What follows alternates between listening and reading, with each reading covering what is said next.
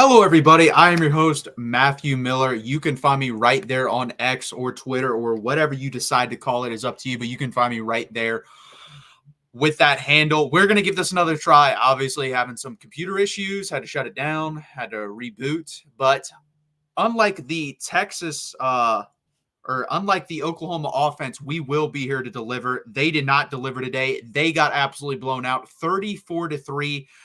Texas dominating win. Big time win. I thought it'd be a little bit closer. But sometimes this game plays out this way. Obviously, we won the first one a couple years ago. Sark's, what was it, his first one? No, his second Red River rivalry game. We won 49-0. This one we win 34-3. Big time win. Defense balled out. Offense was a little bit sluggish. We will talk about that. But please hit that like button. Subscribe down below. Check out the Amazon link in the description. Does not change the buying process. Does not take away any money out of your pocket. All it does is put a little bit of money in Mark's pocket. So please check that out.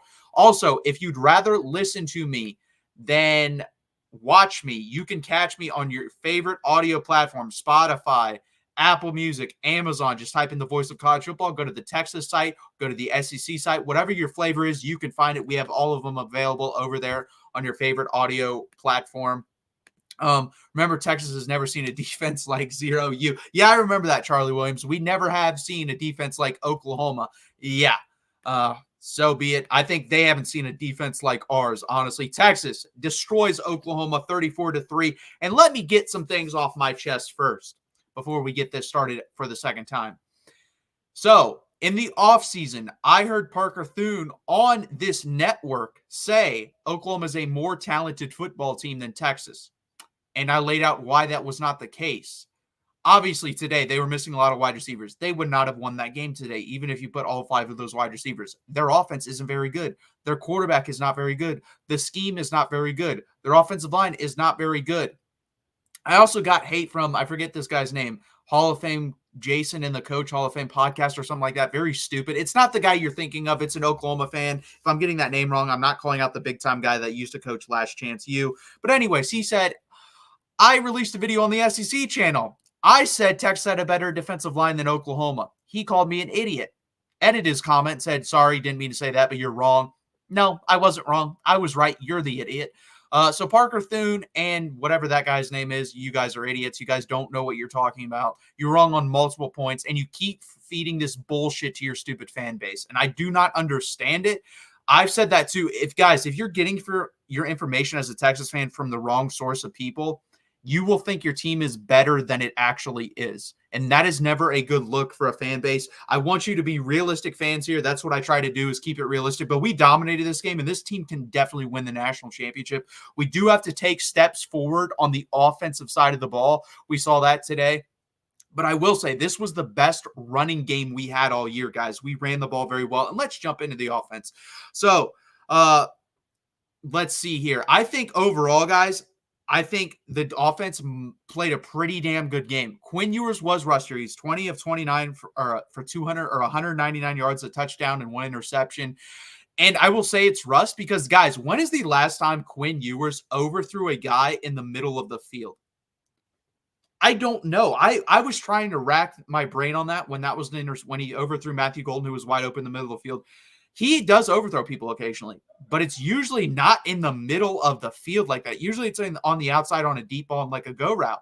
So to me, that's rust. That's something Quinn normally doesn't do, and that is rust. The other one to Isaiah Bond was a little bit more concerning because either he read that wrong or it's just an overall bad throw. I don't put that on rust because he was wide open. All he has to do is flick his wrist, and it's a touchdown. And if he's thinking he's going to sit down there, it's still an underthrown football. So not a great throw there from Quinn. That one, to me, isn't as much on rust, though you could argue it was. But overall, domination from the offensive line. They allowed 1 sack on the game, and that is it. Also, guys, I said after the Mississippi State game, I was concerned with running backs fumbling.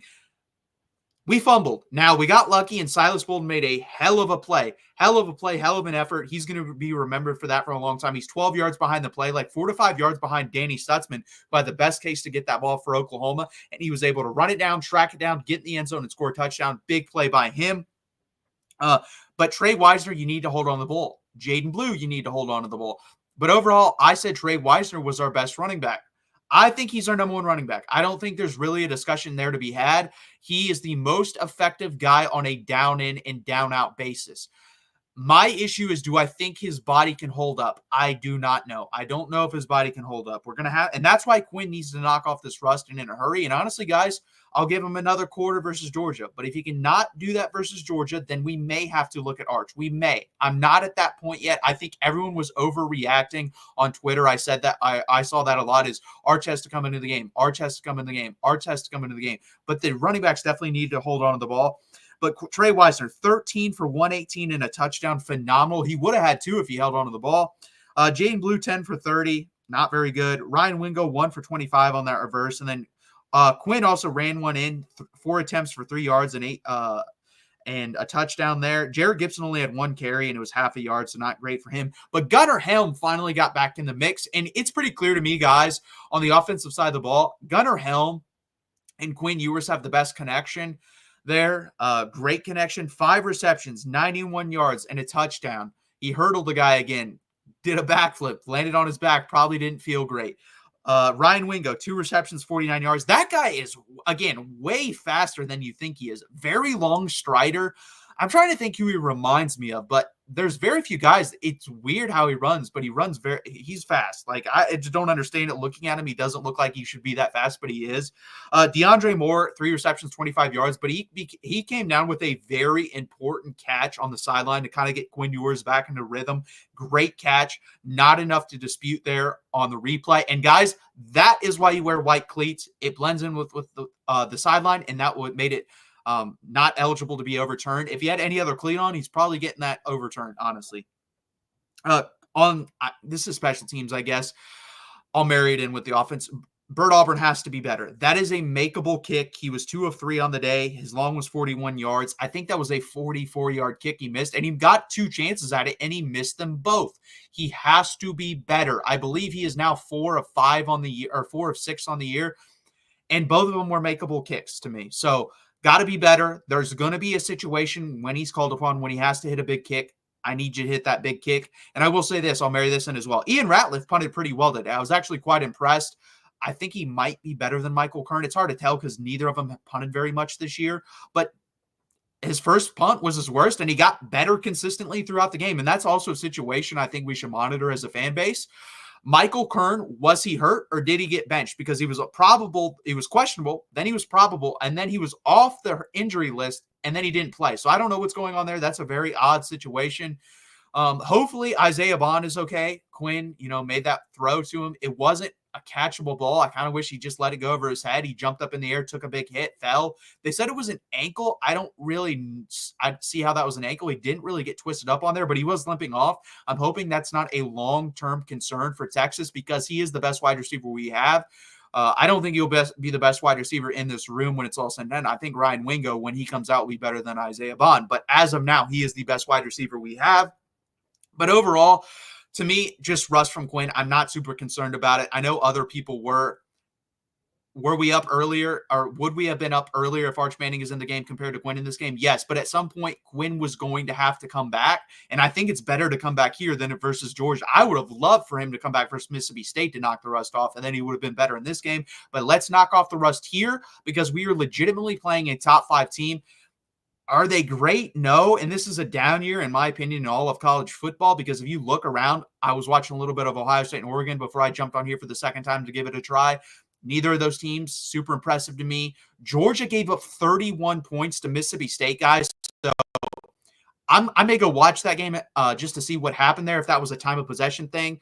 But 41 to 31. 31 points to Mississippi State's not good. And you saw what they did versus Alabama. And South Carolina held Alabama in check mostly today. So I just don't think their defense is as good as normal. I don't really love Carson Beck. To me, it's going to be what quarterback can step up and play the best. If Quinn Ewers had been in rhythm and hadn't missed any games going into this game this season versus Georgia, I think we end up winning that game pretty easily. But it'll be interesting if he's able to knock off the rust. But let's still stay concentrated on this game. Defense.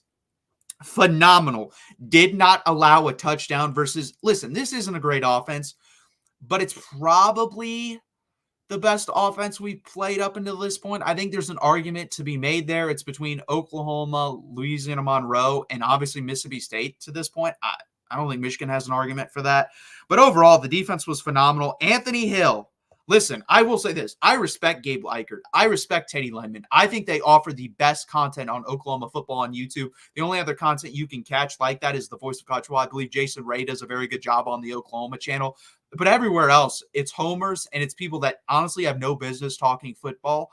And domination. Anthony Hill shut up Eichert today. He had 10 tackles. He had, 3 tackles for loss. He had a sack. I thought he had 2 sacks, honestly. He played a phenomenal game for the Texas Longhorns. By far the leading tackler. You had three other guys with 4, Leona Lafau, Derek Williams, and Colin Simmons. Anthony Hill was flying around, and this is the game. I understand Eichert's point, but this wasn't a game to make that point. This game was a game where Anthony Hill could kind of fly around and use his athleticism. I understand if he's going up against a complex team with a veteran quarterback who can deliver the ball in certain situations and certain opportunities that he's given. And that could confuse Anthony Hill. Anthony Hill's issue is in coverage and reading coverage and sitting in zone. He didn't have to do that today. He was on the balls of his feet, attacking downhill, using his athleticism and attacking the quarterback. That is his game. That guy is a freak athlete. A guy at 6'3", 6'4" should not be able to move that way. And that's why I didn't really understand the point. The point is correct, but it was in the wrong context. Anthony Hill is built for this game. Anthony Hill is built to come downhill and punch a quarterback, punch a running back in the mouth. And you saw that multiple times. And it is fixed, guys. Actually, 10 tackles for 10 tackles total, 6 solo tackles, 3 tackles for loss, and 2 sacks. They added the sack on from when the first time we tried to run this postgame show. He was phenomenal today. Leona Lafau, actually phenomenal as well. He blew up on my TV screen, and he's done that every time he played. So we got another stud. Next year, guys, this is so exciting. We're going to have Anthony Hill. We're going to have Leona Lafau. We're going to have Colin Simmons. We're going to have Malik Muhammad. We're going to have Michael Taft. We're going to have Derek Williams. We're going to have Xavier Filsaime. This defense is going to be better next year, in my opinion, than it is this year. And this year, it's at worst a top 10 defense. I actually think at worst it's top 5 because, again, I do believe it is a down year all around in college football. And the only defenses, in my opinion, that I have laid eyes on that can compete are Kentucky, Clemson, Ohio State, maybe Tennessee, and maybe Ole Miss. And that's a maybe. So at worst, we're talking the 6th best defense in the country. Phenomenal job by Pete Kwiatkowski. I think he's finally realized we're going to keep it simple. We have the players, and they're just allowing them to fly around and attack. And that is a beautiful thing to see. If you're a Texas fan, this defense has been phenomenal. The offense had its worst game. We played a C- football game all around, and we won this game by 31 points versus a team that's probably like the 30th best team in the country. We beat a top 30 team by 31 points at a neutral site venue playing our C- game.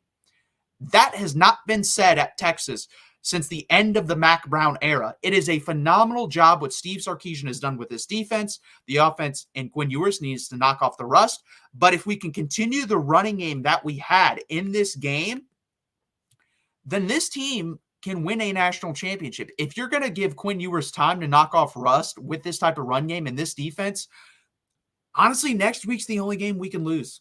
I fully believe that. Looking around at the schedule, looking around the country, it's the only game we could lose on the schedule. Now, other teams may pop up here and there and get better, but Georgia's not that good on defense at this point, guys. And let's actually jump into that. We play Georgia next week. I know Quinn said 12 hours. I'd like to see 24. But looking forward to Georgia. They beat Mississippi State at home 41-31. You give up 31 points to an offense that hasn't been great. An offense in which Texas only allowed to score 13 points, and one of the touchdowns was in the last 3 minutes of the game. So, to me, next week, if Quinn Ewers can knock off the rust this week and practice a little bit more, knocked it off this week, I really, really think Texas dominates Georgia at home. I really believe that. Georgia does not get off to a good enough start offensively. We've seen that. I think they were only up 7-3 after the end of the first quarter, midway through the second.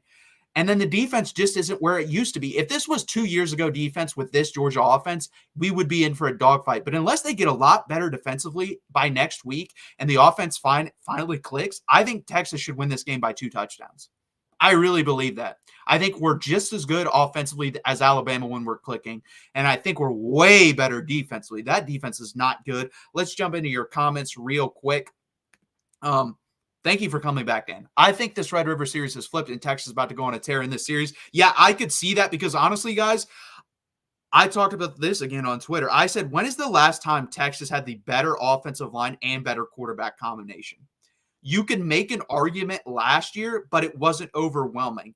This year, it was overwhelming. By far the better offensive line, by far the better quarterback. Next year, we're going to have the better quarterback. The only question is offensive line. We're going to be replacing minimum 4 starters, probably 5, honestly. I think DJ Campbell's finally starting to click. That's going to be hard. So you could argue next year, but I kind of agree. Oklahoma's defense is going to lose a lot. Their offense isn't going to lose much, but who's their quarterback still? How's their offensive line going to look? So it's going to be interesting. And yeah, we could go on a run, and we're recruiting better than them. So it's going to be very interesting going forward. And I think next week's going to be a big telltale sign of how this season's going to go for Texas. If Texas dominates Georgia, I think Texas probably is going to play in the national championship. If Texas wins close to Georgia, then I think we'll be in the Final Four. If Texas loses to Georgia, unless it's a fluke, like if they dominate us, guys, I just don't think we're winning a national championship. I don't think Georgia's anywhere near where they have been. They're just not. But again, guys, please hit that like button. Please subscribe down below. It really helps out the channel. Again, every Monday at 7 p.m. Eastern time, I go live. I will be breaking down this game further. This is more of an emotional reaction, more of just looking at the stats. You're engaged in the game. You're not looking at specific things you want to look at. So we'll get into further detail about this Red River game Monday, 7 p.m. Eastern time. We'll also preview the Georgia game, and we'll probably talk about some recruiting as well because Texas, obviously, the Dalen McCutcheon flip. I have a video on that already up on the channel, so please check that out. Justice Terry visited, is going to visit for the Georgia game, which will be big. That's going to be very interesting. So again, guys, please hit that like button. Please subscribe down below. And unlike Oklahoma, we did come back. We prevailed. We finished through this whatever BS my computer decides to throw at me. I don't know what the hell. It needs to update like every day, apparently, and it shuts down automatically at terrible times. So I'm going to update it when I need to, try to get it figured out so that stops happening because I try to deliver you A+ quality content. Again, share this out with your friends, family, whoever it may be. If you guys get more people in here, we have 30 to 40 people like the other shows, and we keep growing. And you guys, we're probably, when we do get to that point, do the super chat thing where every $100 we go hours.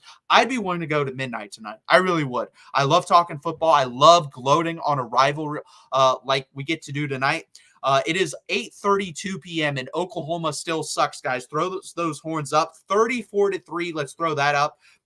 We should have won last year. We scored the same amount of points as Oklahoma last year, just realizing they're just missing that 0 behind like we had last year. They didn't get anywhere near the 30 points that we got last year. And what do you know? Texas, when we win, we kill them. When they win, they barely win, and they kind of get lucky. Let's be honest. They got lucky last year. But again, guys, please hit that like button. Please subscribe. It really helps out. Hook 'em, guys.